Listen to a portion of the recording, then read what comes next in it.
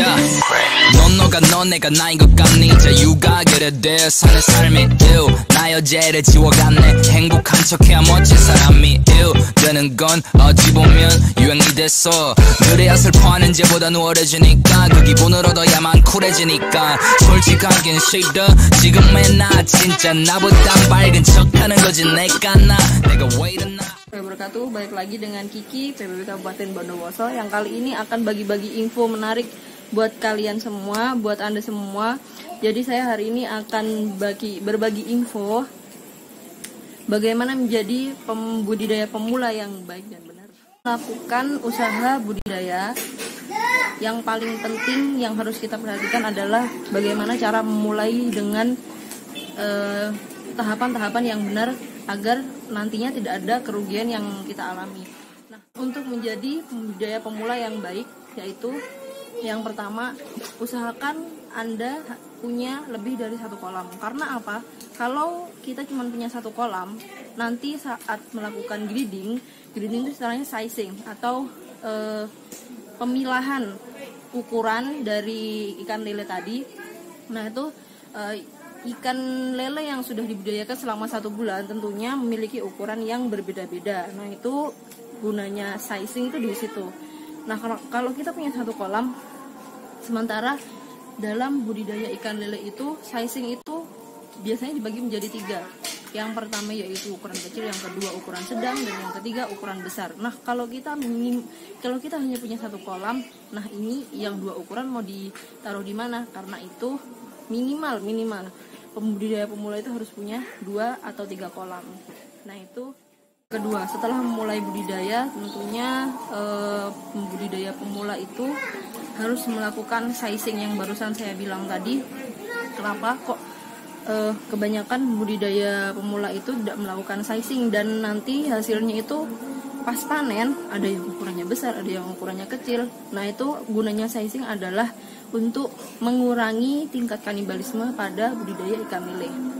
Kalau misalnya dalam 1 bulan tidak melakukan sizing atau grading, nah itu nanti di dalam kolam tentunya pasti ada yang ukurannya besar, ada yang ukurannya kecil, ada yang ukurannya sedang.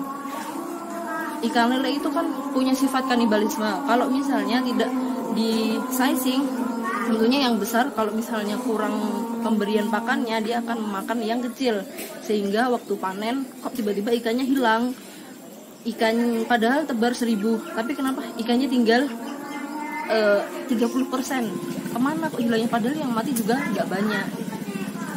Itu adalah tips yang ketiga, yaitu pemberian pakan yang tidak merata. Kenapa kok pemberian pakan yang tidak merata? Setelah di-grading tadi, pemula biasanya malas nge-grading atau tidak tahu cara grading. Pengalamannya masih kurang. Nah, itu kenapa alasan kenapa mereka tidak pernah men-size ikan yang ada di dalam kolam.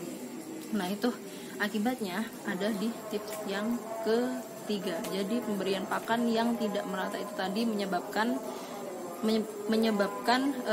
tidak meratanya pula pakan yang diberikan kepada ikan yang ada di kolam. Nah, tentunya size yang berbeda-beda tadi pasti ada di dalam kolam, entah itu yang kecil, yang besar, atau yang sedang. Nah, itu mereka pasti punya rate pakan sendiri-sendiri. Contohnya yang terakhir adalah gagal panen. Biasanya pemula-pemula itu kalau misalnya tidak mengikuti tips-tips yang saya ajarkan di awal tadi, nah itu yang pertama itu gagal panen. Jadi gimana caranya nggak gagal panen? Tipsnya adalah dengan mengikuti aturan-aturan budidaya yang saya sebutkan tadi.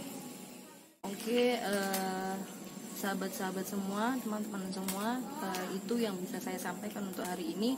Info sekilas tentang kesalahan-kesalahan pemula dan tips-tips untuk menjadi pembudidaya pemula yang baik dan benar.